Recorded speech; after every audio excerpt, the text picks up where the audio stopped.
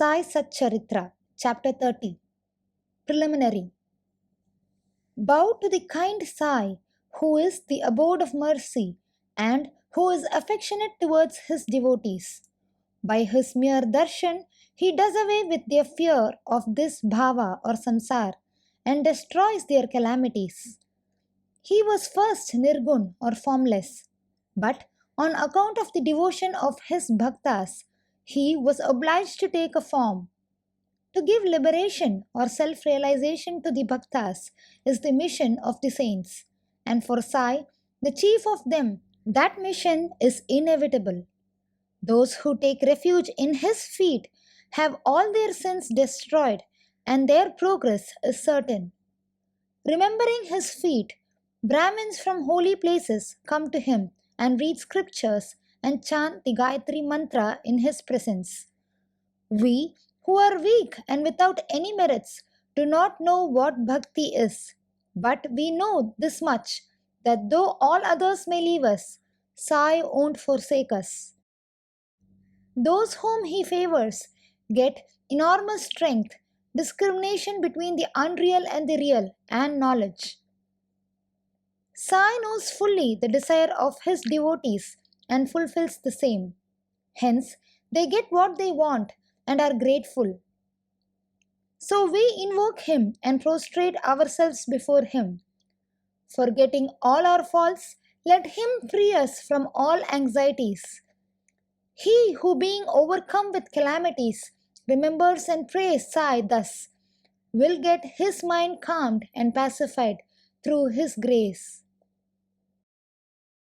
This Sai, the ocean of mercy, says Hemadpant, favored him, and the result of this is the present work, Sai Satcharitra. Otherwise, what qualifications had he, and who would undertake this enterprise?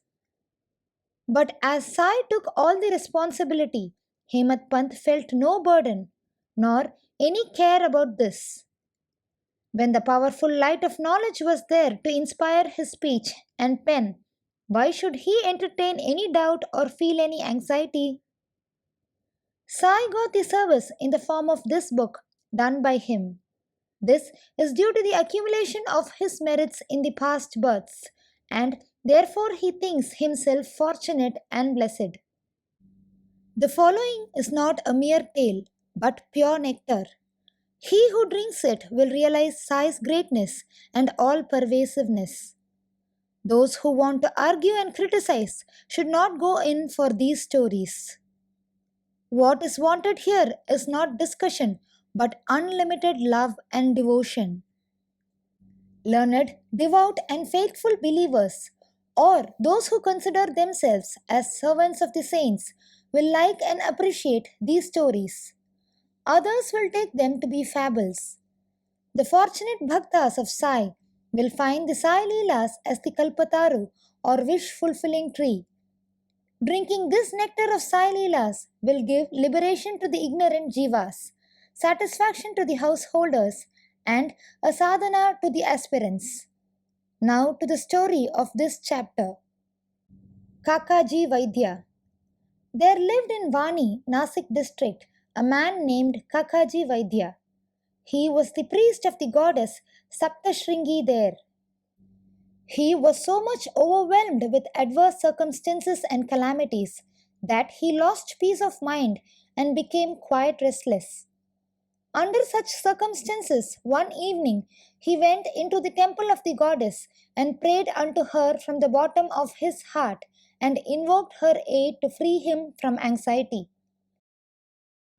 The goddess was pleased with his devotion, and the same night appeared to him in his dream and said to him, "You go to Baba, and then your mind will become calm and composed." Kakaji was anxious to know from her who that Baba was, but before he could get any explanation, he was awakened.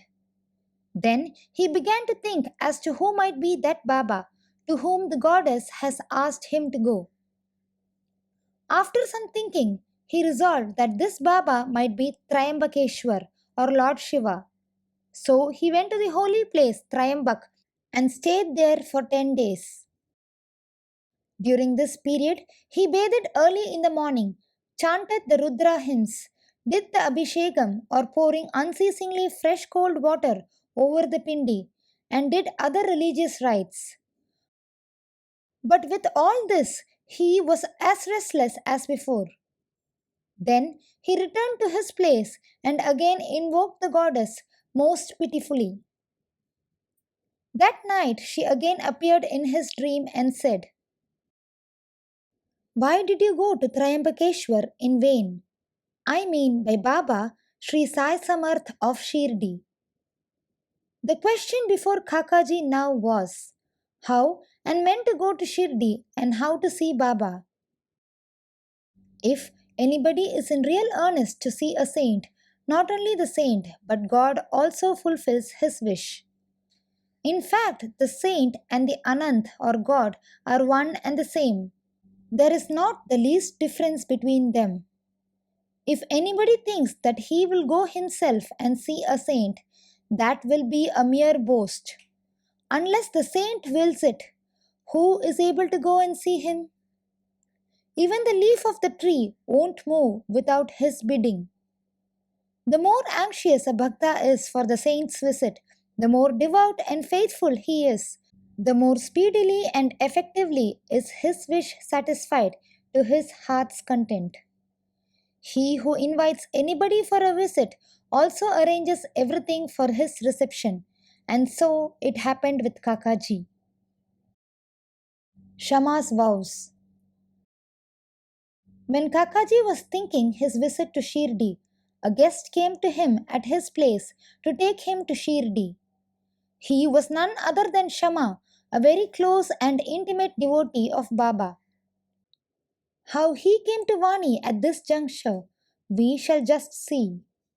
Shama was severely ill when he was very young, and his mother had taken a vow to her family goddess Saptashringi at Vani that if the son got well, she would bring and dedicate him at her feet.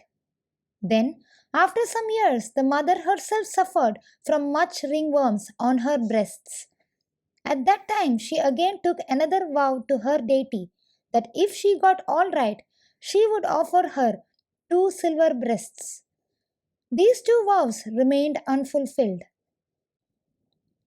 At her deathbed, she called her son Shama to her and drew his attention to the vows. And after taking a promise from him that he would fulfill them, she breathed her last. After some time, Shama quite forgot about these 2 vows, and thus 30 years elapsed. About this time, a famous astrologer had come to Shirdi and stayed there for a month. His predictions in the case of Shriman Bhuti and others came true, and everybody was satisfied.